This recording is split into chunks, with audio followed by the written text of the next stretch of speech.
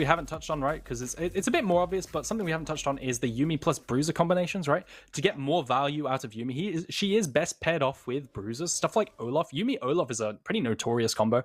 Exact same with Wukong. So there is more value there. I was saying Seraphine and other enchanters because you take scaling into scaling, right? That's what I was leaning towards because they're also great combinations with Olaf. Doesn't look like it's going to be a case. I'm going to look to see standard start with getting vision on the red buff. Track that Kindred. Kindred, as a champion, likes to play early game in a way that, in a way that's kind of similar to something like a Graves. You take all the neutral objectives, right? You take over the map early and play that way. So priority is pretty useful. Saying that they do a priority in bot side with that Lulu Severe, with that push, does look like Twitch Yuumi is going to leash as well, which lends credence even more to that. So I expect to see early dragons taken by Riddle here. Absolutely, kind of the expectation on that one. Fury is going to start off in this middle. If I range, he's on a little bit of an adventure just to kind of place some vision down and kind of make sure Akamane isn't going to be going for any like pull off a cheesy start to this game. See what they've started. They started with Q. I don't know why I was like, oh, he'll have his slow. No, they just started with Q. Get a bit of a chunk out onto Kiba, but I kind of expect this bot lane to be a little bit quiet until the junglers look to intervene in it. That was a nice little Q there from Kiba. Yeah, it's pretty satisfying. Get both of them on that front. Back and forth trading. I think they're scared of over pushing because pretty common right now is like a 3-camp clear into a gank bot lane. Really common. It's also extremely obvious, which is why they know that they have to play around it. On the flip side, you see Johan looking for just 3 camps, maybe a full clear here. Something I wanted to highlight, the reason I'm highlighting paths is Fury has actually been a weakness in the past weeks. Not last week, right? So maybe there's some improvement there. But Fury has actually died a couple times on this Azir in the early game, 2 ganks early and pressure. So I wouldn't be surprised to see Johan know this and potentially look for it if he's done some scouting himself. I would like to see some attention to Fury early. But all in all, I'm a little bit concerned for NORD in terms of individual, because to me, Fury is more of like a Silas Akali player. I know he did pretty well last week. He went like 3-0, but I feel like watching him, I think he could have done even more with his lead. So always a bit concerned when he's on this kind of range mages. I prefer him on Akali Silas, but you know, we'll have to see. Maybe he'll prove me wrong.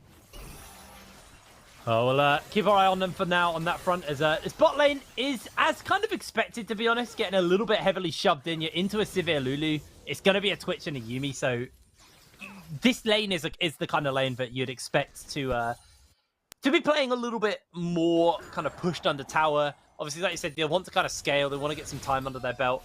Banderas is just going to eat an arrow there from WoW. An arrow? An arrow, yes. It's an axe-shaped arrow. I don't know. He's obviously just one of those things. Lore-wise, Ashe gave Olaf some arrows. Yeah, and Olaf has a bow now. Yeah, he wields dual arrows. He doesn't use the bow. He just uses the arrows in his hands. Ah, he throws them, I understand. Yes, that's what it is. No worries. Don't know, I'm just scraping the bottom of the barrel for an excuse for why I said arrow. Oh, good. But might as well just touch on the top lane matchup now. There's a bit quieter of a game. Nice little cancel coming from Banderas. But basically how this matchup goes is you could see WoW on this Olaf trying to take those long trades, but immediately disengaged by the slow and the shield from Camille. This is why the Camille comes in as a counter pick into the Olaf. We have seen in this league Camille come in as a counter pick to WoW's Olaf, and it got destroyed. If you watched Unique Nihu's on the Camille into WoW's Olaf, he was getting solo killed on repeat when he had counter picks. So it just shows testament to show how good WoW is on his picks, you know. Absolute headache to deal with, by the way. I would hate to be Banderas or anyone playing against WoW. On these kinds of picks, they're absolute psychopath picks, stuff like Darius, stuff like WoW. You just know every top laner just groans when they realize next week, guys, we're going to play against WoW and his champ pool. It's super annoying. But it does look like Banderas is putting a bit more of a fight with these short trades, with this disengage. Little engage coming out for Woolite onto Reptile Hill, but ultimately won't do much. Has that call, has the sustain, and 3 potions. So nice little trade, but again, not the end of the world. It was nice there from Woolite actually to hold the expunge until the spell shield had timed out. Little things like that. It's just those little kind of mechanical things where you're like, yeah, you understand how to do this. That is smart. Anyway, actually seeing for now, Firerain did have a bit of pressure shoving in the wave into Fury there. Fury is just going to do his best to catch up, and he has got himself a minute farm lead over his lane counterpart for the moment, but we'll just be staying underneath his tower, catching as much farm as possible. Obviously, there is an element of pretty heavy scaling on both sides of these teams. I think, you know, when you're into an Azir, into a Twitch, that is a terrifying element of scaling coming in. Obviously, they still have Reptile. He's got the Lulu backing him up as a... Well, like, it's just going to spot out Riddle on this Ocean Dragon. Just going to poke out a little bit, but he can't really do too much. So the Dragon is going to get picked up there by the side of Riddle. First Dragon in their pocket. Nice and early as well on spawn. So it could be on track for a 20-minute soul if this game goes one-sided for Riddle. But I don't expect NORD just to kind of fall over and give this game away. I think they're playing this, you know, until they hit their power spikes. That is where we're expecting them to then come alive and look for play. So I guess the question is when are NORD going to hit their power spikes? When are they going to be finding a window where they're comfortable to make those plays? I think we're definitely going to see potentially a skirmish at the Rift Herald. I feel like their level 6s aren't bad at all, right? They're kind of gated by level 6s in some ways. Olaf is definitely gated by level 6s. Yuumi roaming up with Bruiser is also pretty decent. Fury misses that crucially, the wall. But yeah, I think level 6s with Wukongl especially, I think that's also crucial. Little bits of trading coming in everywhere, in every single lane, but ultimately, no ultimates means no kill secure, because these champions are very ult dependent. Same with Akali as well. Yes. I am excited to see the skirmishing though. That's because the thing we really bigged up and something you were telling me all about was like how you feel these two are the skirmishing teams, how they are teams who, you know, they want to be playing for those little fights more than the big team fights. I am very excited to see, you know, how these guys do play it out. And not to say they're bad team fights by any means. I mean, Riddle pulled back a game versus Domino where they were down 5k just because of how well Fire Rain played the team fight. So they are also amazing team fighters. I want to get to the scraps. I want to see, you know, how these teams do play. I do expect Riddle to maybe play it a little bit slower. NORD are a team who, once they've got a grip on the game, they do tend to accelerate a little bit faster than Riddle do. I mean, the stats don't lie. Riddle are 10th right now in their game like length versus NORD, who are first. Yeah. And obviously, you know, there will be things that weight that obviously Riddle being behind Domino obviously will offset some of that statistics, but at the same time, it does show that NORD are a team who are very capable once they've got a gold lead in their hands. No, absolutely. And this is something that I believe Kiba touched on in an interview, like way back, maybe 2 weeks ago. I say way back, but 2 weeks ago. He said, you know, guys, we're struggling to close out games. A little ult comes out here. I don't think this will turn into anything. I believe he's just going to walk on out of there. It's not going to be too bad. Now he doesn't have ulti for a potential fight at Herald. If they do decide to shift over to mid lane, they will not have ultimate, and that should go over to NORD, because you don't really want to contest without ults, without severe ult. But honestly, Riddle kind of playing to their win condition so far. Getting that sub 6 minute dragon means that they're early on the dragon stacking, like you said, and this is exactly what we touched on in Champ Select. Kindred as a champion functions a lot like a Graves early, where you stack neutral objectives really freely, using that priority from the bot side with the double range champions in that Severe and Lulu, and that's what I expect to see happening. Keep see happening. Yeah, absolutely. You do kind of expect this bot lane to be pretty Riddle favored, at least for now. I'm excited to see, you know, when the stealth chapter comes out from Kasing and Woolite. That is why you pick this lane, just to get those really powerful and really effective flanks. NORD are turning their attention towards this Rift. They are doing it on top of a ward. Johan has his ultimate. He can come in and bait the smite out. Not going to land it in time. Jumps over the wall. Is just waiting for that Dance of Varus to come back up. Or is he? Because he is chasing in. Banderas actually closing in on the gap. Fury can come over the wall and send Banderas back. It looks like the fight is done. Neither team wants to overcommit. And Akabane did use his Cyclone, sure, but it did mean he got out. He secured himself the Rift Herald for his team. Now the question is where is he going to place that? Where is he going to look to put that down? For now, Woolite and Kasing took their pressure and actually turned that into a plate in the bottom side of the map, because roamed over to try and help in what potential fight could have broken out on the bottom side, on the top side of the map. And no, you're absolutely completely right? I wanted to touch on the fact that Reptile also tried to move as well. So I think Riddle caught a little bit unawares with that Herald start. Reptile and Keeper were just straight up late, and the Herald was already like half HP whilst Reptile was at blue buff trying to walk. So Reptile tries to make it there, doesn't make it in time. On top of that, he loses a wave and a plate. Kind of indecisiveness, and this is a thing that all of the NLC, I hold that thought. I think he's going to be fine. But this is something that a lot of the NLC are struggling with, being late on the Herald. I don't think that'll turn into anything. It's incredibly hard to dive Olaf, as the lower he gets, the more damage he gets, essentially. So, incredibly difficult. He might just get run down here.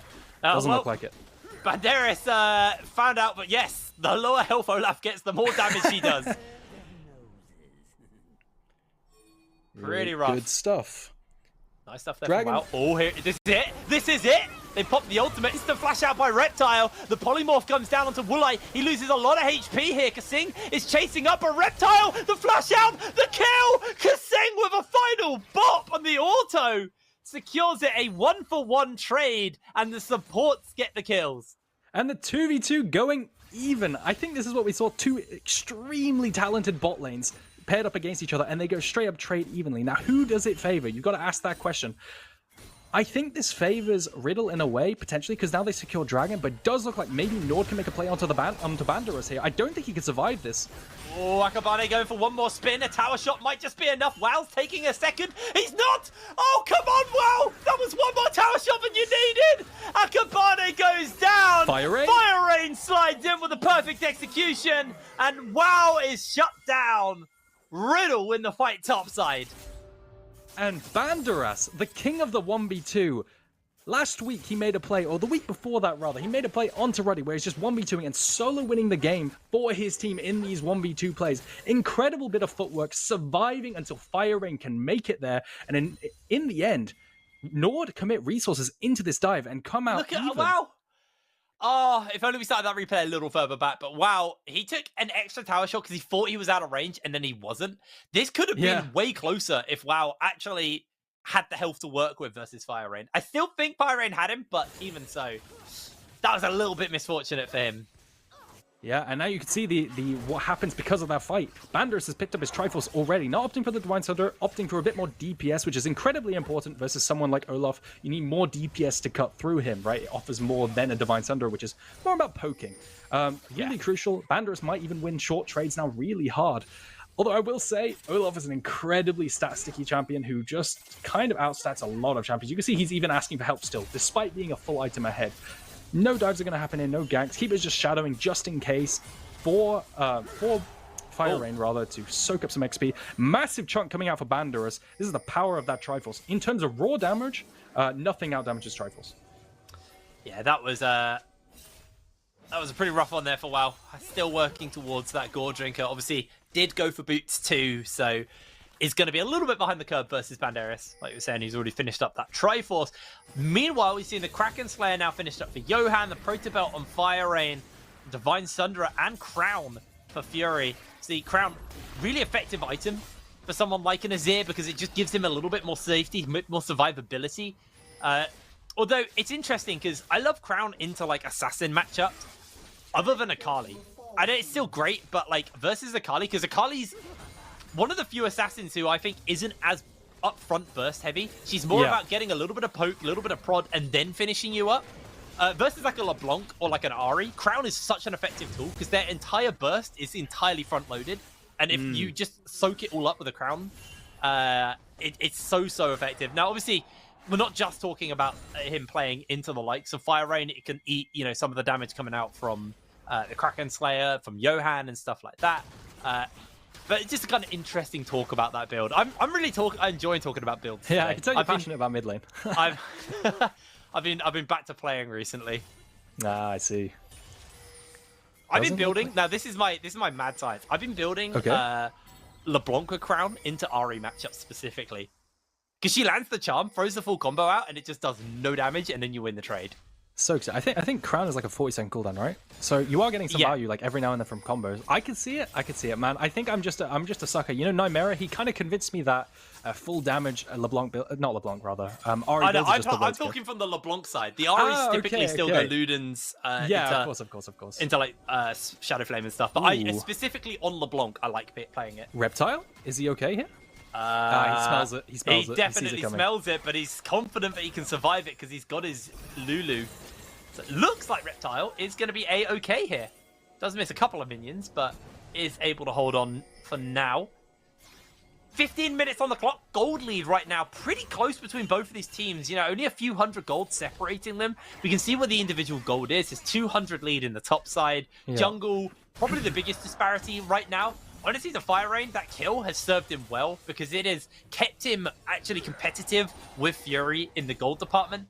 Bot lane, 100 gold lead over to Woolite. It's a very, very close game right now between both of these teams. And this is what we expected from the two undefeated teams from the match of the week. Yeah, no lanes just being lost from individual performances. You could argue that Banderas is actually doing probably the best into WoW that I've seen in recent memory. He's doing extremely well, not insta losing like in lane, like a lot of people are into WoW at the moment. But talking about gold differences right now, yes, they are all similar gold, but there hasn't been much action because Riddle really don't want to skirmish when they haven't actually spent their gold. If you take a look at Reptile's inventory, he was against a full complete Bork on Noon Quiver pickaxe, right? He doesn't really want to fight, even though he has the same amount of gold, he hasn't spent it yet. So what I imagine we'll see is some wave clear come out into potentially a kill. Oh no, the flash. Every time that final chapter comes down, Reptile has to flash. He ghosted as well. That was double summoner spells burnt on their bot side. But ultimately, Riddle, you know, sure, there's been pressure built up on the other side of the map, but it hasn't actually resulted in much more. I say that as they're jumping on onto the Akali. Akabane can't find the follow-up. Oh, Fire Rain doing the old reverse Yasuo there, jumping in and then immediately jumping out. Rift Herald was secured in the meanwhile, but NORD will answer back with Burst Turret Blood for themselves. So a solid answer out, actually. And they summon the Sun Disc as well to get a little bit more priority in this lane. They're now going to transition this and look towards that dragon. The first two went over to Riddle, and Riddle are going to have to give up this next dragon. Will get picked up here by Akabane in the jungle, though. They're not going to leash him on it. They trade 2 turrets for a Rift Herald and a turret there.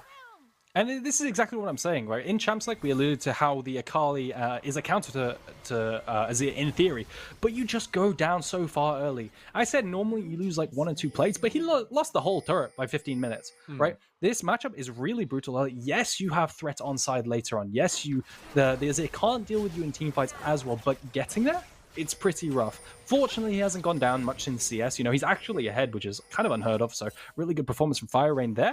But losing that mid lane turret is really brutal because now you open yourself up to, you know, invades into the jungle. You have less safety when you're walking up, more paths to be counter jungled, etc. Yeah, absolutely. And actually, with the fact it's a potential Cloud Soul as well, Fury has a little bit more kind of tools and a bit more movement speed he can maybe get to kind of actually avoid Fire Rain. Obviously, Fire Rain has a lot of dashes, a lot of ability to close that gap, but, you know, every little helps when it comes to this movement speed, especially when you got a Yuumi. WoW could become very scary if he gets Cloud Soul plus Yuumi plus Ghost plus Ragnarok. Like, he will just run to any point on the map wherever the squishies are and chase them down. It'll be really, really scary. For now, Fury is going to be off in the side lane, just catching these waves in. He is maybe doing a bit of baiting here. It shifts in to the bush. They're going to look to try and jump in. In they come. The knockback into the Cyclone. The final chapter lands onto Johan Van Harris, buying a little bit of space. His keeper's going to survive for the moment. Akabane gets the double. Picked up for his AD carry. The flash out for safety is Fire Rain. Looks to finish up Fury. He's able to do so. Woolite has the Yuumi on top of him. They're going to be able to buy him some space, but he's only going down as Riddle just somehow make this fight turn back around in their favor. A 3-for-2. And an absolute nail-biter. You had no idea who was going to win from the start of it. It looked like it was going NORD's favor. I'd love to see a replay of that because I really thought NORD was going to win. But then, Fire Rain, he might have overstayed his welcome. I think he can get out there with an E, but it does look like WoW's going to follow him with that flash. He's just dead. Yeah. He's down. Bye-bye. Wow, scary. Let's have a look at the fight again. Honestly, Johan being very effective. They're buying so much time that they could get Fire Rain with the teleport. That ultimate coming out from the Kindred genuinely changed the tempo of that fight and honestly won it for Riddle. You could absolutely tell he was terrified though, right? Like he ulted instantly. I think he could have held on to his ult a little bit longer and maybe played it out and bought more time. Maybe they turn around even better. But he was so scared of the upfront burst and being chain CC'd into dying and not casting the ulti that he just put it down. And then I genuinely think that was a Yuumi difference. It felt like NORD were down a champion. I don't know if you felt the same way, but they had Yuumi there and it didn't feel like it existed. So is this a result of the changes? I'm not sure. We'll have to see more skirmishes, but in that fight, I think if you have any other support, you just win that from numbers advantage. Yeah, absolutely. Well, for now, looks like it is a bit of a return to the normal play. The Ruin King has been finished up for Woolite. We'll be building towards his next item. They are just funneling as much gold into him as possible. I'm assuming he's going to go Kraken Slayer, as most Twitches typically do go. Fire Rain building now. Got that Hextech Alternator. I'm assuming going to be a Shadow Flame for himself. Get that additional Magic Pen, plus the passive Magic Pen you do get from that Protobelt. As the Rift Herald gets summoned in the mid lane. But honestly, they might be able to stop this charge from even coming down if they rotate enough members over. It looks like they might have been a little bit too slow to the punch. Obviously, with this tower already down, might be a little bit harder. Going to try and get behind the eye and pop it. Nope, the charge does break out. So they do get a little bit of damage to that tower, but ultimately can't really get much more than that, unfortunately. Had to be a bit of a desperation one because it was about to time out from Johan. Yeah, exactly. And you want to place that down, get as much damage down on that turret as just take it later, you know? Does look like with that pressure, Banderas is going to transfer that into a bot lane tier 1. And the game is just going to continue at a relatively slow pace. We're probably going to see, you know, like we were saying right at the beginning of the show, these teams rather are team fighting teams. They love team fighting. So I imagine what we'll see now is a rather explosive fight at this dragon. On the flip side, you could see NORD potentially say, you know what, guys, you have this dragon, you have third dragon. I wouldn't personally do that because I value soul point a lot, just in case the enemy get another one. So I would expect to see both teams contest vision here, move down. Both top laners right now, both people top lane rather have teleport. So I think what we'll see is maybe some flank wards for, you know, the Azir to flank, and same with the Camille. But yeah, that's exactly what we're seeing now. Vision coming down, and I want to see people defend this too. Alrighty, well, 21 minutes on the clock. Gold lead still very, very close. This might actually be the closest game we've seen for the entire tournament for a long, long time at least. As expected from these two teams, neither team wants to make a game-losing mistake or a big mistake. As Fury just going to shove down the Rift Arrow, not the Rift Arrow, the Solar, Sundisk, the Legacy of Shurima. Basically just buys so much pressure in that mid lane. Someone has to go deal with that. NORD can quickly secure themselves the crab here. They're actually not looking to put too much attention into that dragon. TP coming out. Ooh. And that was super cheeky. I believe Banderas was spotted though. But lovely little escape there. And now ultimately, the pressure NORD just bought themselves is somewhat gone and somewhat evaporated. They are still going to get first move into the river. But ultimately, I don't know what more they can do with this. Maybe they can just turn this into the dragon. It looks like Riddle aren't comfortable in actually fighting this one out. It's only the second Cloud Dragon over to the side of NORD, so it looks like Riddle are okay to give this up. Yeah, I feel like this is just such a high level of macro that we haven't seen, right? You can definitely tell these are the top two teams because there's such high level of side lane play. Gambits where you like pretend you're top lane, then TP to the dragon, and then all of a sudden the team has lost their vision at dragon. But it does look like Riddle weren't comfortable enough. Like you said, maybe they weren't comfortable because Fire Rain hasn't got his flash. You know, maybe they want to wait for summoners or something like this. Decide, you know what, we're not comfortable with this fight, even though we've run you around the map a little bit. Because you could tell they didn't really want to contest out that dragon. They were trying to shift towards the Baron instead to potentially threaten the Baron take. Even though their Baron isn't that quick. Yes, you have True Damage from Camille. Yes, you have a Severe, but it's not exactly that amazing. Your best Baron taker there is Kindred. So I think all in all, it's flawed to even try and threaten the Baron. I don't think you've taken time, and I think NORD know that. Yeah, I think you're completely right on that front.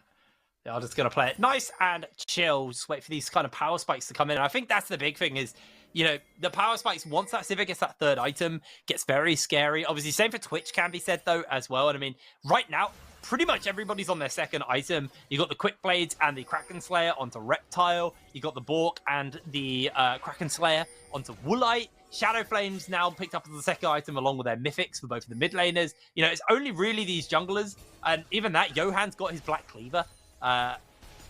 Akabane probably not too far off. I believe a Cleaver for himself off looking what items he's got in his inventory. So everybody is pretty much set up there. Interesting things gone for the Putrefier because this patch they removed the sharing the Grievous Wounds on the Putrefier. It doesn't actually give Grievous Wounds to your teammates. It's purely what you can apply. So interesting that he actually still went for that item and completed it as well. Because like you were saying, you can kind of still get your value for money just by building the Nullifying Orb, or not Nullifying Orb, that's the rune. Yeah. Oh, I can't remember the name of the item now. Well, the basic components, you mean, right? Yes. That's really going to annoy me. Oblivion Orb. Oblivion Orb, thank you. I knew it was an orb of some sort. You were thinking about Nullifying Orb as in the rune. Yeah, I got the rune muddled up with the item there. No. But what we're seeing out of, in terms of gameplay, is I wanted to highlight that Banderas actually has a sweeper. That tells me that he's consistently going to look at flanks. So I'd imagine what he's looking for now is playing to a side lane, getting push in that lane, because he is winning in that 1v1. going to perma push, and then move with that sweeper to clear up vision and eventually try to find flanks on these immobile carries, in that Twitch especially.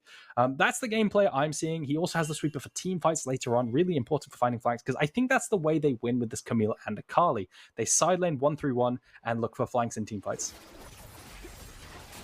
Very interesting to see a game kind of, take that kind of back seat and aggression and, kind of going down to a more smarter, slower pace game versus what we're used to, which is kind of just blind aggression, to be honest. I think a lot of NLC has just been blind aggression and one team pulling ahead and then controlling the game from there.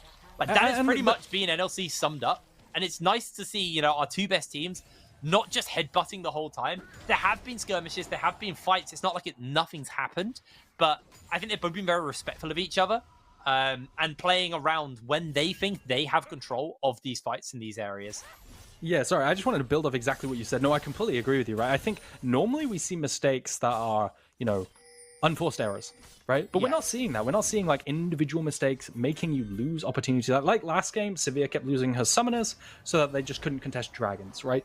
This game actually feels like it's a game of chess, using your brain rather than just your hands. And it does feel like macro is incredibly important. You constantly see the shifts from sidling to try and look for picks and proper vision placement and stuff like this. It's really good to see.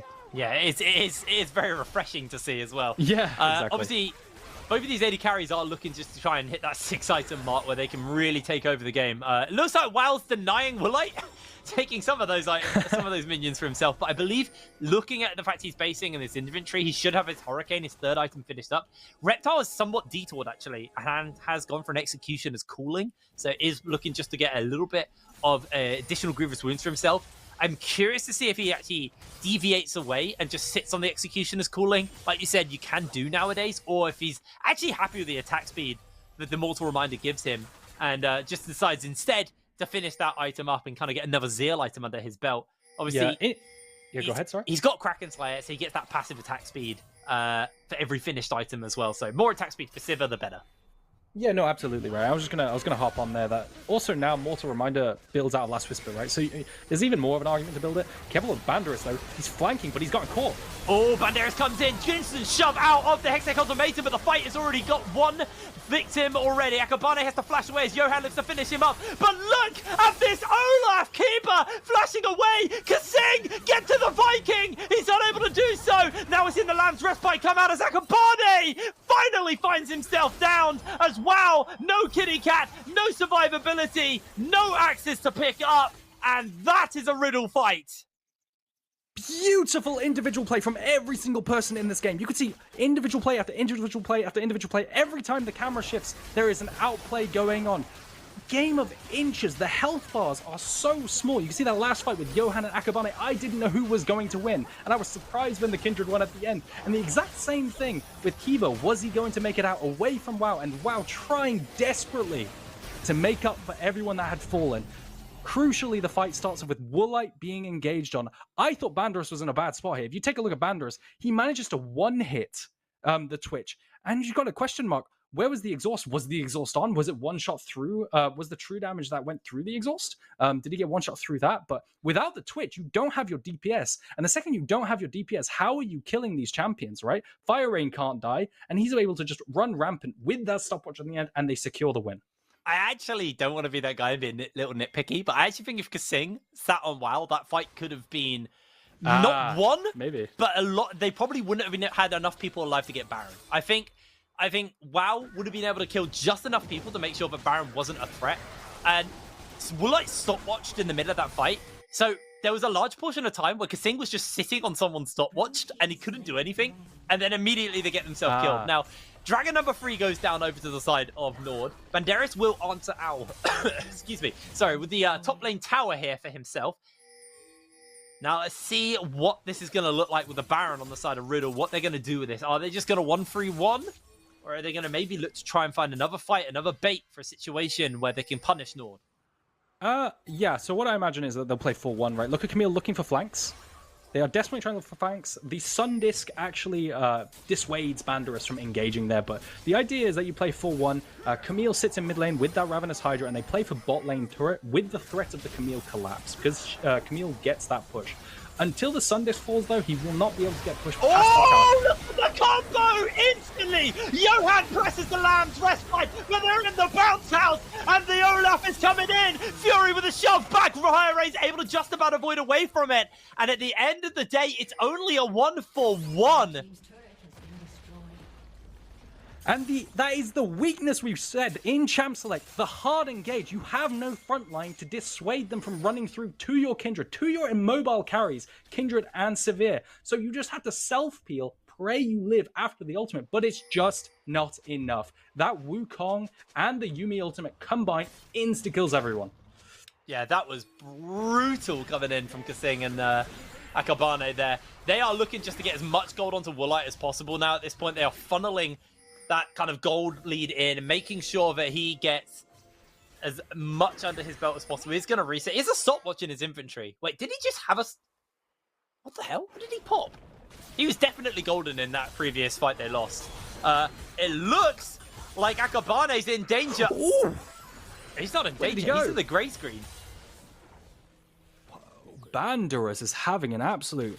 mind-boggling performance. He's playing extremely well. Playing against probably one of the top two top laners in the league. People didn't have Banderas as high as WoW, but he is putting on such a performance. And this is exactly what I was talking about. I think Banderas on Fiora Camille are just too good. I personally would be banning them and hoping he plays something like a Cassante and Ornn like he has in the past. Not to say he's bad on them, but he is so damn good at these carries.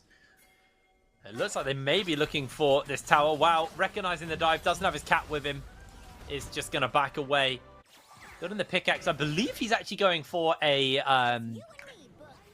Death's Dance now as his next item. As gives him a little bit more survivability. I was wondering if we're going to see like a GA or something come out from him, but no, just going to go for that instead.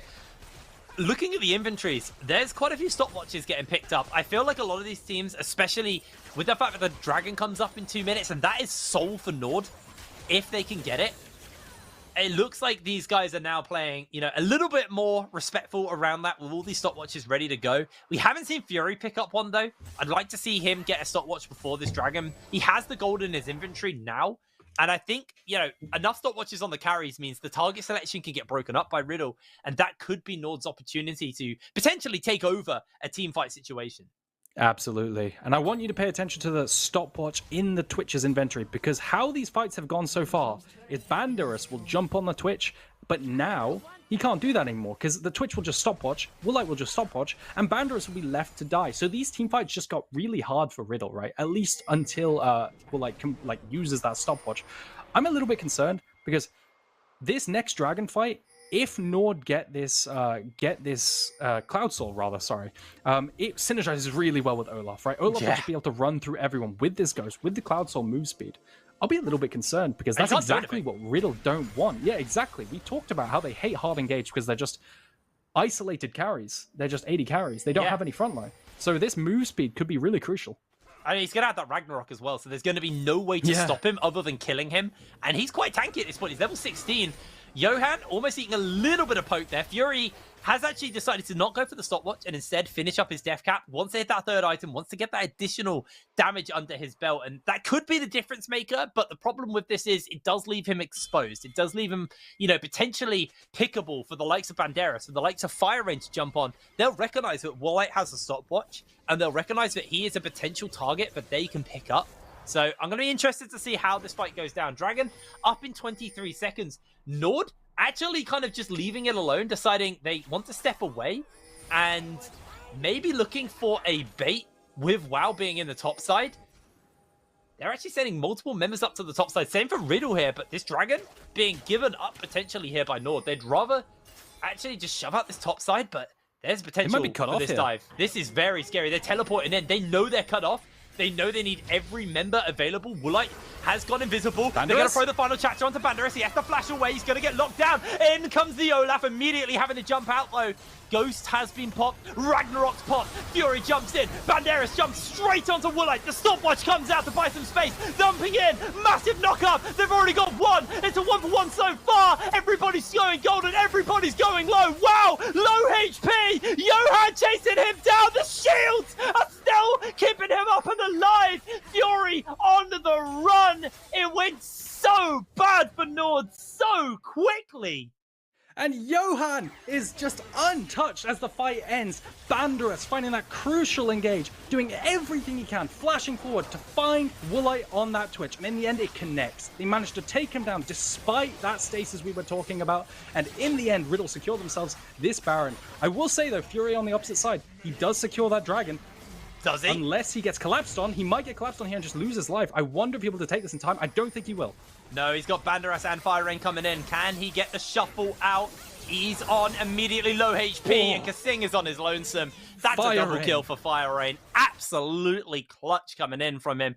Look at this fight. It looked like it was actually starting to go well. They all jump in, and that Cyclone onto Fire Rain to interrupt his dash. But I think, honestly, Kasing's target selection on who he wants to stay on is actually a little bit disappointing. Like, he could have stayed on WoW and sped him up enough to get him out. And I think at the start, the final chapter value, right, just keep going on Kasing, the final chapter value just wasn't there. Banderas was just below the final chapter effect, right? So he was not getting snared. And in the end, they had to fight without a really big ultimate. You know, no one wants to fight inside of a final chapter. Everyone tries to run away from it. So without that tool, they just were down an ultimate and they just lost, right? It was absolutely brutal. I will say, though, Akabane had some really well-timed ultimates. He managed to cancel reactively Fire Rain's R2, his, I can't remember the perfect execution, part 2, mid-air, which is really insane. So just really good mechanics all round. Yeah, really, really good stuff. 10k gold lead at this point, but we are kind of at that point where like that gold lead isn't as detrimental as it maybe could have been. Yes, there's a 2k gold lead onto Fire Rain over Fury. They're not full build, so it does give them at least an item or half an item advantage over Fury. But Fury at level 18, he's feeling quite comfortable. Got that death cap. It's just going to be able to clear away through these waves. Obviously, the bonus magic resist from the Baroned up minions does make his life a little bit harder. But honestly, so far, Riddle with this Baron haven't really been able to achieve too much yet.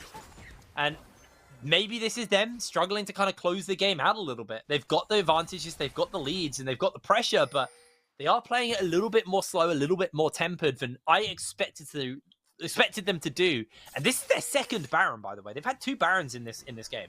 Have they actually? Wow, this game is completely blurred because it feels like non-stop action. We've blown way past Riddle's average game time at 34 minutes. It's now 38. I wonder how much longer this game is going to go. Are we going to go to Elder and Sol, or is this 1-3-1 going to end the game? You could see they're NORD desperately trying to find engages topside onto Fire Rain's Akali, desperately trying to slow down the siege, but it looks like this mid tower is going to go. Yeah, I think that mid tower is finally down, but they have bought a lot of time off that Baron. Backing away for the moment, just seeing how much longer's left. They've probably got one more wave left on that Baron. They actually don't even take the inhibitor off the back of that. Johan may kind of hang around as Banderas is going to be able to crack open this tower, puts up the Sun Disc, and with the Baron falling off now, they have been able to open up all of the inhibitors. They haven't actually got them yet as Akabane has to jump back. Fire Rain gets a big chunk onto him. And they are able to hold one inhibitor for now. The mid lane inhib falls down. And with Baron falling off now, it is going to get harder and harder. But with the towers down, I do worry that there isn't the opportunity to hold. Woolite's coming in. That's his opportunity to open up. Fire Rain already takes a lot of HP. Down he goes to shut down the lockdown. The Cyclone and 2 kills picked up for the side of NORD. They find an opportunity to fire back. They hold 2 inhibitors as well off the back of that. Only mid inhib is down. Really, really nice stuff from Woolite and Kasing there. Oh, and you can see Woolite's damage coming in. Nearly half hits Reptile in like 1 auto attack. And then this hard engage kills Johan before Johan can even place the Lamb's Respite. I will say that this siege was pretty bad, right? Yes, they took some towers. Yes, they got a little bit of gold. These towers are not worth that much gold. On top of that, they got the worst inhib possible, right? Mid lane inhib isn't the best. It's not great. I wonder how much NORD are going to take here. What are the death times? 20 seconds. Can they end? Surely not. I'm not sure if they can end, but if they get mid-inhib, then that completely just makes that last play entirely redundant. There's not going to be pressure in the mid lane. They've got 1 minute 20 until Dragon Soul. This is Soul for either team, by the way. We talked about the power of WoW on Olaf with that Soul. Ragnarok mini can't get CC'd. The Ghost, the Ragnarok, bonus movement speed he'll get off the Soul as well. He is going to be a menace. There is a ward, a pink ward at the base. And I do worry that maybe Banderas just TPs in if they feel like there's an opportunity there. We'll have to see. Yeah, I mean, that's a dangerous game to play, right? That's a very dangerous game to play. Trading soul for inhibs is always dangerous if you can't end because they get soul, despite getting inhibs, right? And then you're just funneling them more gold, and it's becoming even harder to play. So I would say I wouldn't be the fondest of Banderas. Maybe I'm more risk-averse, right? Yep. I wouldn't like trading inhibitors for this soul and potentially trying to play a mind game like that. I would rather just prep the soul properly. Yes, you have to look for flanks, but he's got to be careful not to get picked here too. A bit scary, but at the end of the day, Camille escapes are just too good. It's interesting as well because I feel like you know, normally I'd be more risk averse with a soul, but at the same time it's Cloud Soul, but then it's an Olaf and it's a Twitch, and it's like it's so many times where you're like, actually this is the one time where like Cloud Soul is genuinely terrifying for either team. Looks like though at the moment Riddle are the team who have first move onto the dragon, and with it spawning up, they may just try and blitz it down. NORD may be willing to give this one up for a pick onto Banderas. They might feel comfortable. They get the slow off the Yuumi, but WoW can't stay. Soul's going to get secured here. And ultimately, nothing gained there for NORD off the back of that. They just didn't feel comfortable to contest. They thought maybe at the least we can get a pick onto Banderas and buy some pressure towards the potential Baron that spawns up in 10 seconds time. Now the difference is NORD have pressure on that mid lane. As Banderas has been found, he has to flash away immediately. Woolite gets a huge chunk out. I think that was a Kraken Slayer proc. And then this is really massive. Watch this next fight. Banderas no longer has Flash ulti, which is the bread and butter he's been using to catch off Woolite every single team fight. He no longer has that. Engage is going to be so much harder. They're jumping in, though. They're going to get the redemption down for the heal. The knockback. Woolite is low. He's going to get the revival up for the moment. A lot of CC. A lot of grey health bars. Everybody's low. Oh, no, this is not going to be it. Fire Rain mopping up that fight with Johan on the back line. Riddle get the ace, and it has been a slugfest for them, but with a 10k gold lead and the death timers to boot, they are finally going to take this game. Good ult from Johan as well, just to make sure that they can take this inhibitors Nexus. 42 minutes on the clock, and Riddle